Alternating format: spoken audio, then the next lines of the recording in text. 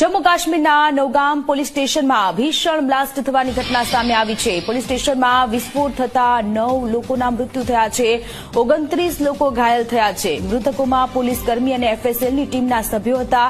Police સ્ટેશનમાં વિસ્ફોટકનો જથ્થો પડ્યો હતો।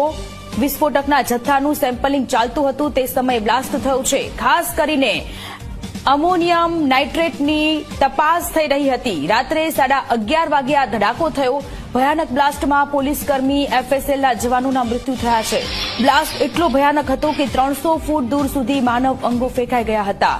વળી સીસીટીવી દ્રશ્ય જોતા પણ આ બ્લાસ્ટનો અંદાજો લગાવી શકાય છે। બ્લાસ્ટ બાદ પોલીસ સ્ટેશનથી દૂર આવેલા એક ઘરની બારીઓ પણ ધ્રુજી ઉઠી હતી। જમ્મુ કાશ્મીરના શ્રીનગરમાં વિસ્ફોટકની તપાસ દરમિયાન ધડાકો થયો, જેમાં 9 લોકોના મૃત્યુ થયા છે।